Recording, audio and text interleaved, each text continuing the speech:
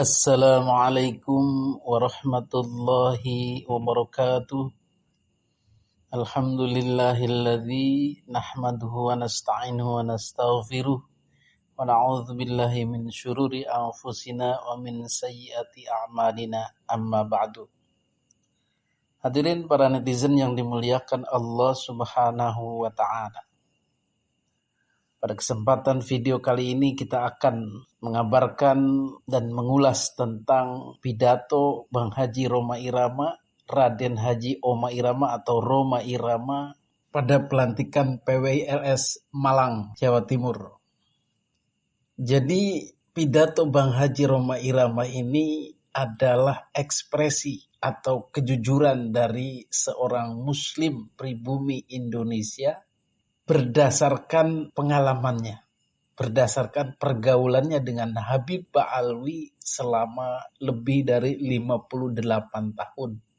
Mungkin 60 tahun lah.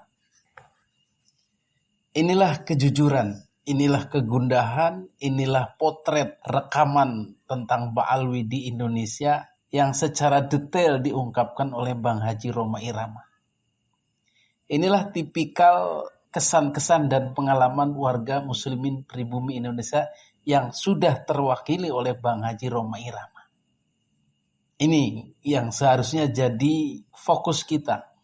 Kenapa orang sebesar Bang Haji Rhoma Irama dalam tanda kutip tunduk atau menurut kepada Kiai Haji Imaduddin Utsman Al-Bantani, mengikut kepada tesisnya. Bahkan kemudian beliau jatuh cinta dengan PWI-LS. Kenapa bisa begitu? Padahal ini kan mereka orang-orang baru, organisasi baru. Dan Rhoma Irama lebih dulu berkibar sebagai legend. Orang besar, orang punya nama, orang punya karisma, punya massa yang jutaan lebih banyak daripada Kiai Haji Imaduddin dan PWI-LS. Kenapa bisa begitu? Pada awalnya mungkin kita bingung. Tidak habis pikir, tidak masuk akal, kok mau-maunya Rhoma Irama ikut-ikutan Kiai Imad, ikut-ikutan Gus Abbas Buntet, ikut-ikutan Gus Fuad, dan lain-lain. Itu menurut para mukibin, logika para mukibin. Dan ternyata setelah beliau kemukakan kronologisnya, kita jadi faham. Ternyata yang lebih dulu aware, sadar, bertanya-tanya tentang kejanggalan Ba'alwi ini adalah Bang Haji Rhoma Irama. Jadi pionirnya sebenarnya adalah Bang Haji Rhoma Irama. Ibarat gempa bumi itu beliau yang sudah punya pendeteksi getarannya. Jadi Kiai Haji Imaduddin ya cuman orang-orang zaman sekarang yang baru nongol. Tetapi Bang Haji Rhoma Irama sudah lebih dulu melakukan protes. Merasa terheran-heran dengan Habaib Ba'alwi, baik itu kelakuannya maupun doktrinnya. Coba kita simak. Kenapa saya sampai satu titik, hakul yakin Ba'alawi bukan turunan Nabi. Ini ceritanya panjang. Ketika saya berusia 20 tahun, waktu itu saya masih menjadi remaja masjid ya. Ada satu tabligh ceramah agama di Masjid Ar-Rahmah di Tebet Timur, Jakarta Selatan. Nanti kalau siapa yang ke Jakarta, cari Tebet Timur. Di situ ada Masjid Ar-Rahmah, masjid lama, masjid tua. Itu tempat saya nongkrong-nongkrong dulu masih remaja di situ. Nah, ketika ada sebuah ceramah agama di sana, adalah seorang Habib tabligh dan saya mewakili pemuda masjid waktu itu. Tabligh ini, Habib ini bilang begini, "Hei, kalau ada seorang Habib, anak Habib, dia mabuk-mabukan, dia berzina, dia berjudi, dia mencuri, jangan kata apa-apa." Ini orang Betawi nih Habibnya nih. Ojo muni apa-apa.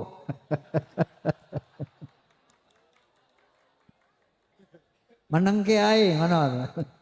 Biarkan saja. Itu dia cucu Rasulullah. Dia ahlu surga. Jangan dikata apa-apa, ojo muni apa-apa, menengai. Itu saya merasa terganggu dengan statement itu. Waduh, ini kayaknya bertentangan dengan al-Islam. Maka ketika giliran saya naik, saya bicara, alafu bib, anak koreksi antum. Setahu saya baca satu firman. Qala ta'ala, a'udzu billahi minasyaitonir rajim. Bismillahirrahmanirrahim. Ya ayuhan nas, inna khalaqnakum min dzakari wa untha wa ja'alnakum syu'uban wa qabaila lita'arafu. Inna akramakum 'indallah atqakum. Hai manusia, aku telah menciptakan kalian dari seorang laki dan perempuan. Dari sana aku jadikan kamu berbangsa-bangsa. Dari bangsa-bangsa itu aku jadikan kamu bersuku-suku. Contohnya Indonesia, bangsa Indonesia. Tidak kurang dari 700 suku lebih. Bayangkan, ada Sunda, ada Jawa, Aceh, Padang, Batak, dan banyak lagi yang lainnya. Gana bangge.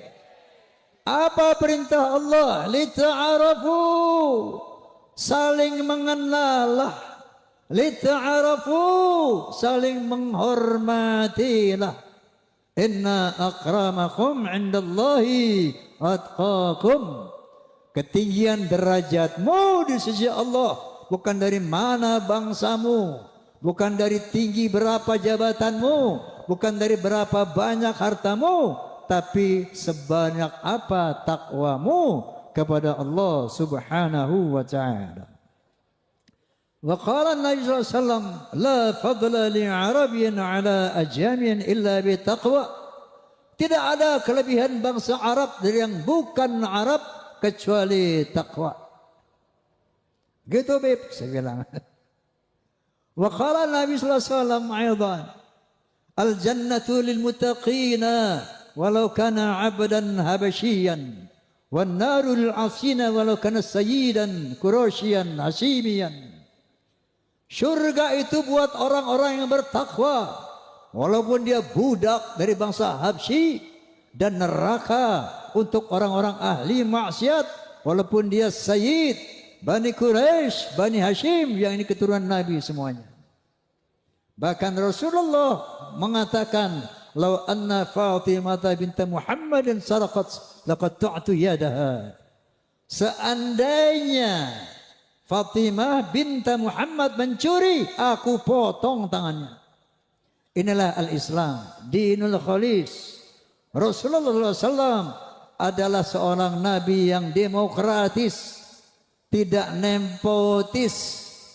Faham? Ini saya sampaikan. Rame itu masjid malam itu. Wah, ini Bang Haji ini. Waktu itu saya sudah mengcounter mereka. Arti bukan mengantar. Mengapa? Mengadakan apa? Perbandingan seperti itu. Besoknya dipanggil saya, Gus, sama sesepuh Habib, yang notabene bapaknya juga. Oma, ente ngomong apa semalam di masjid? Saya jelaskan, bla bla bla bla. Habis ada Habib ngomong begini, maka saya jawab bla bla bla bla bla. Mohon koreksi, Habib, saya bilang. Apa dia bilang? Yang ente katakan semuanya benar, nggak ada yang salah. Tapi tolong, ucapan kayak gitu jangan disampaikan lagi kepada umat di mana-mana. Cukup di situ aja semalam aja. Kenapa, Bib? Agar tidak mengganggu ukhuwah Islamiyah. Ini astagfirullahalazim. Saat itu saya sempat berpikir, mungkin benar juga ya. Dan saya lihat waktu itu belum terlalu berbahaya ini Mbak Alwi ini. Oke, makanya saya terlenai di perut tuh. Sampai umur 78 tahun sekarang ini. Berapa tahun? Dari umur 20 sampai 78. 58 tahun saya pendam dalam perut kelakuan Mbak Alawi itu. Dan saya melihat dalam perjalanan saya ini. Saya dulu pemain musik di dua dunia. Pada suatu malam minggu saya main band dengan lagu-lagu barat. Dan pada malam minggu lain saya nyanyi lagu-lagu orkes Melayu dengan lagu India. Tumpah sai kayak gitu. Jadi yang saya tahu Habib-Habib dulu itu banyak tukang orkes. Pemain suling Habib, pemain mandolin Habib, pemain gitar Habib, yang joget Habib-Habib juga. Pada mabuk, joget mabuk. Ini gue cerita pengalaman, Beb. Pengalaman saya nggak mau kata orang enggak. Yang saya alami. Nah, itu Habib-Habib yang dulu muda mabuk itu. Beberapa tahun yang lalu ketemu saya sudah bersorban, berjubah. Tapi masih mabuk. Wallahil azim. Tidak kata orang, ini semua yang ceritakan pengalaman saya. Pengalaman saya sendiri. Ente keren banget, Wi. Namanya ujungnya Wi. Nggak usah saya bilangin nama siapa. Wi, lo jadi ulama, Wi. Iya biasa dah. Kok mulut lu bau minuman sih, Wi? Emang apa? Gua minum masuk aja di air putih. Pengalaman saya dengan Habib-Habib ini. Satu saat, ini memang teman saya Habib melulu zaman dulu, zaman muda itu. Ya, saya main catur dengan seorang anak Habib yang diyakini waliullah. Bapaknya ini Habib Anu, nggak perlu saya sebut namanya, tapi populer di kalangan Habib. Habib Anu min jumlatil aulia. Saya nggak sebutkan namanya. Ini saya cerita kisah saya sendiri. Saya nggak kata orang lain. Main catur nih. Nggak lama azan asar. Allahu Akbar, Allahu Akbar. Saya bilang, Mat.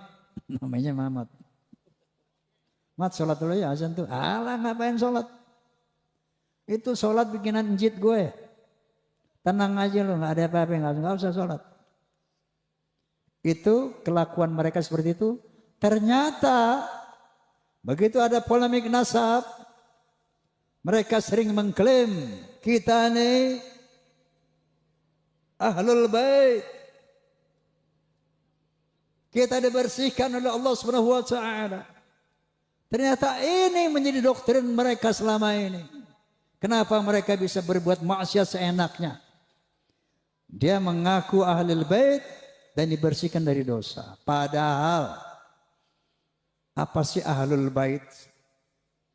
Secara bahasa, secara lughah, ahlu al-bait artinya apa? Ahlu al-bait, ahli rumah. Orang yang serumah dengan Roma Irama itu ahlul bait Roma. Anda tahu kan anak siapa? Anak saya siapa aja? Ridho, Devi, Vicky, Romi. Itu bukan ahlul bait Roma. Tapi dzurriyyah Roma. Turunan Roma betul. Kenapa? Karena dia tidak serumah lagi dengan Roma. Paham? Jadi ahlul bait adalah orang yang serumah dengan Rasulullah. Maka dikatakan ahlul bait Rasul itu ada 5 orang. Yang pertama istri-istri beliau. Yang kedua anak beliau Fatimah. Yang ketiga mantu beliau satu rumah, Sayyidina Ali. Yang 2 orang lagi cucu beliau, Sayyidina Hasan wa Husain. 5 orang itu ahlul bait. Adapun seandainya ada anak cucu dari Hasan itu bukan ahlul bait lagi tapi dzurriyyah. Baru innama yuridullah yudhiba ankum rijsa ahlul bait. Baru aku bersihkan kamu dari dosamu dan aku bersihkan kamu sesuci-sucinya. Faham? Dipelintir ayat ini sehingga dia mengaku sebagai ahlul bait dan dia bebas berbuat kemungkaran apapun sampai berani menzinahi istri orang. Ada di Malangnya begitu? Sekali lagi saya nggak mau kata orang, yang saya tahu ada. Kenapa? Dia berpegang kepada ayat ini. Na'udzubillahi min dzalik. Seperti Ki Abbas bilang tadi. Kenapa saya mengatakan hakul yakin? Ba'alawi bukan zuriyah Nabi. Beliau mengalami sendiri karena beliau panjang umurnya, banyak pergaulannya, dan herannya pergaulannya dihabiskan dengan habaib ba'alwi, tetapi yang terkesan bukan positifnya tapi negatifnya. Jika seseorang bergaul dengan seseorang setelah sekian lama, jika memang orang itu baik, orang itu mulia, maka tidak akan menimbulkan kesan yang negatif. Betul? Tetapi Bang Haji Roma Irama pergaulannya dengan habaib ba'alwi ini melahirkan kesan yang negatif. Salah satu yang paling berkesan beliau itu yaitu ketika umur 20 mendengar Habib dakwah, ceramah, mengagung-agungkan nasabnya, mengagung-agungkan keturunan Nabi yang tidak akan masuk neraka, akan masuk surga walaupun judi, walaupun mabuk, berzina dan lain-lain. Itu sudah ada sejak zaman dulu doktrin itu. Ceramah itu dengan PD-nya sudah digembar-gemborkan dari dulu. Berarti kan aware-nya, waspadanya, mendeteksinya Bang Haji Roma Irama itu sudah lebih dulu. Tetapi waktu itu tidak ada orang yang berani membuat penelitian, berani mengatakan kebenaran. Mungkin ya banyak faktor lah. Mungkin ilmunya kurang, mungkin keberaniannya kurang, mungkin tidak ada dukungan dari sana-sini, akhirnya melempem. Takut.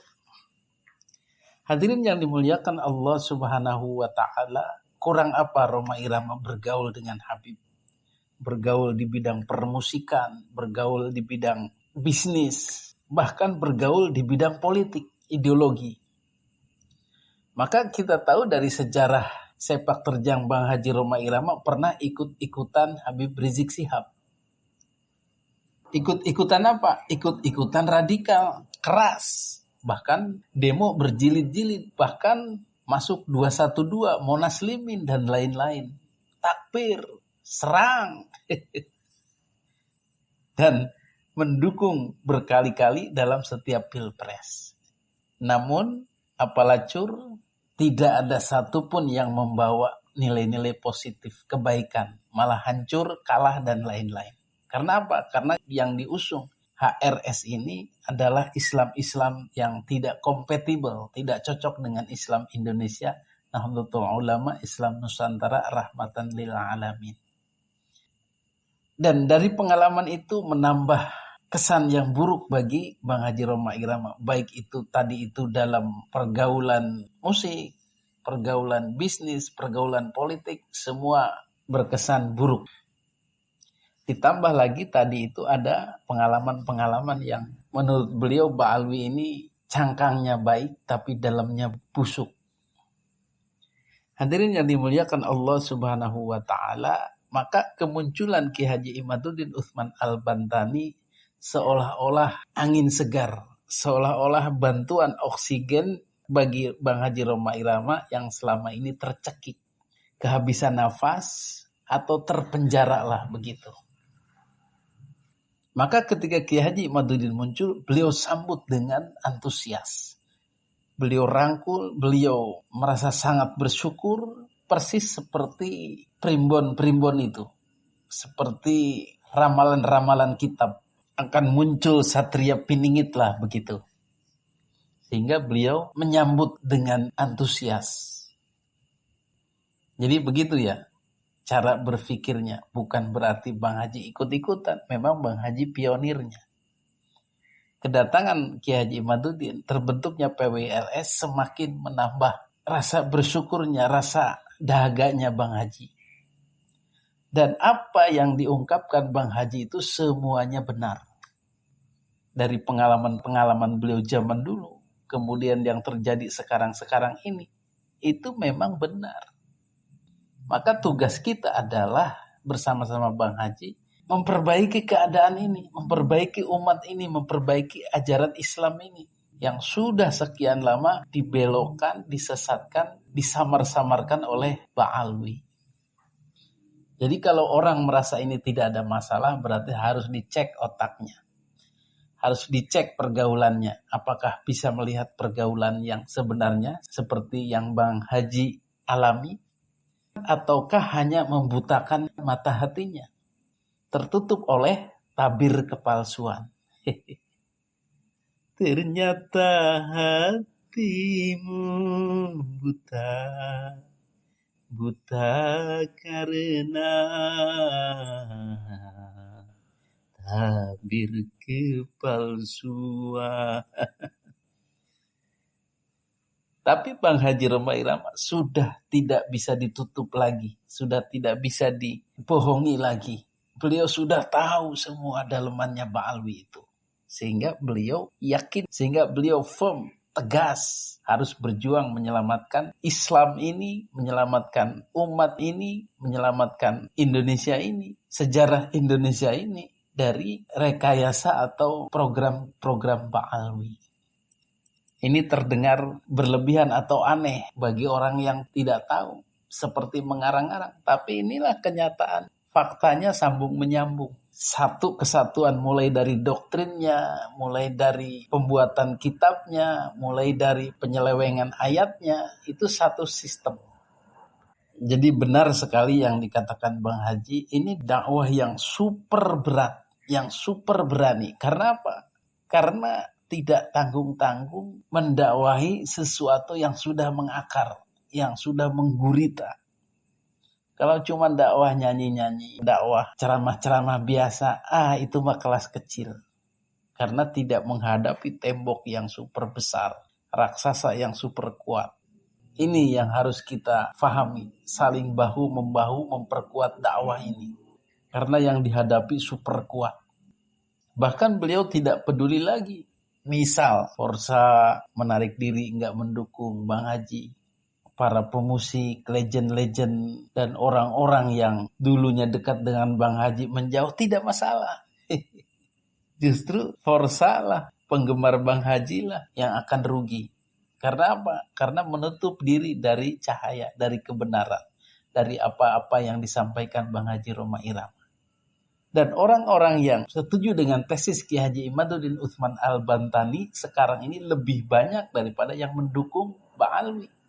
Dan Forsa yang setuju dengan Kiai Haji Imad, setuju dengan Bang Haji Roma Irama, itu lebih banyak daripada Forsa yang ikut-ikutan HRS atau Habib Rizik. Forsa apaan tuh? Ini salah satunya nih. Fans of Roma Irama and Sonita. Jadi mantap toh. Idola kita di jalan yang benar. Kemudian kita menyukai musik-musiknya, menyukai dakwahnya di jalan yang sama. Wow, mantap. Forsa yang benar-benar Forsa. Itu seharusnya abang-abang Forsa itu begitu. Forsa kok ikut Rizik Syihab. Masya Allah. Apa yang dicari? Cari ribut, cari perang, cari misuh-misuh. Tidak sesuai dengan Bang Haji. Betul? Itulah sekelumit tentang pengakuan testimoni Bang Haji Roma Irama berdasarkan keilmuan beliau, pengalaman beliau yang bertahun-tahun itu yang sulit bagi kita untuk memungkirinya. Karena beliau sudah senior, sudah syekh, sudah banyak makan asam garam kehidupan ini. Tidak mungkin beliau memutuskan sesuatu yang tidak dilandasi ilmu dan pengalaman beliau. Mudah-mudahan Bang Haji Roma Irama terus mendapatkan dukungan dari tokoh-tokoh lain yang terinspirasi dengan beliau, yang merasakan aura dari beliau ini. Mudah-mudahan. Hadanallahu wa iyyakum ajma'in. Wassalamualaikum warahmatullahi wabarakatuh.